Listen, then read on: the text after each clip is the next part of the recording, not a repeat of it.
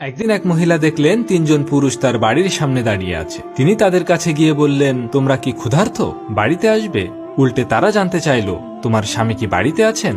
মহিলা বললেন, তিনি এখনো আসেননি। তারা বলল, তাহলে আমরা ঢুকতে পারবো না। সন্ধ্যায় তার স্বামী বাড়ি ফিরলে সে তাকে তিনজন পুরুষের কথা বলল। তার স্বামী বলল, যাও, তাদের বলো আমি বাড়ি ফিরে এসেছি এবং তাদেরকে আমাদের বাসায় আমন্ত্রণ জানাও। মহিলা তিনজন পুরুষের কাছে গিয়ে আমন্ত্রণ জানালো, কিন্তু তারা বলল, আমরা একসঙ্গে ঢুকতে পারবো না। মহিলা বলল, কেন ঢুকতে পারবে না? প্রথম ব্যক্তি বলল, আমার কাছে আছে সম্পদ।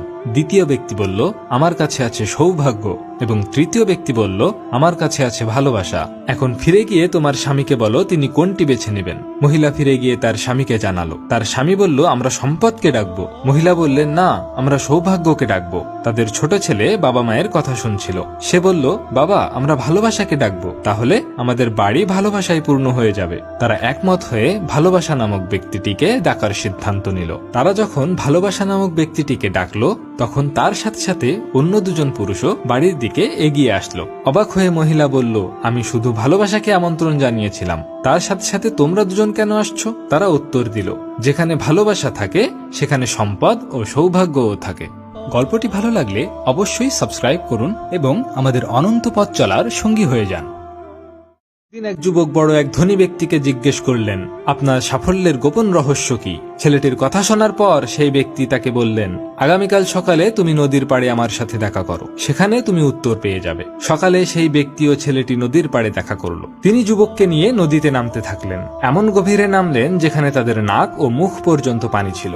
হঠাৎ সেই ব্যক্তি ছেলেটিকে পানির নিচে চেপে ধরলেন। ছেলেটি বেরিয়ে আসার জন্য প্রাণপণে লড়াই করতে থাকলো, কিন্তু সেই ব্যক্তি তাকে আরো নিচে চেপে ধরলেন। ছেলেটি তার সকল শক্তি দিয়ে উঠতে চাইল। অবশেষে সেই ব্যক্তি ছেলেটির মাথা পানির উপরে তুললেন, যাতে সে শ্বাস নিতে পারে। ছেলেটি হাঁপাতে লাগলো এবং গভীর শ্বাস নিতে লাগলো। সেই ধনী ব্যক্তি জিজ্ঞেস করলেন, যখন তুমি পানির নিচে ছিলে তখন তুমি কিসের জন্য লড়াই করছিলে? ছেলেটি উত্তর দিল, শ্বাস নেওয়ার জন্য। তখন সেই ব্যক্তিটি বললেন, তুমি যদি সফলতা পেতে চাও তাহলে এতটাই চেষ্টা করো যেমনটা তুমি চেষ্টা করেছো পানির নিচ থেকে উপরে ওঠার জন্য, আর তখনই তুমি সফল হবে।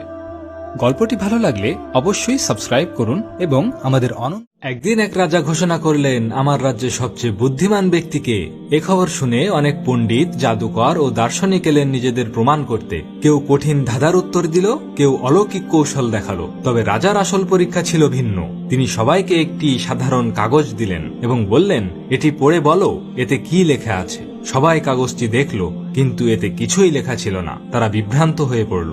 দরবারে উপস্থিত থাকা এক তরুণ কাগজটি হাতে নিয়ে রাজাকে বললেন, মহারাজ, এতে কিছুই লেখা নেই, কিন্তু আমি এটিকে কাজে লাগাতে পারি।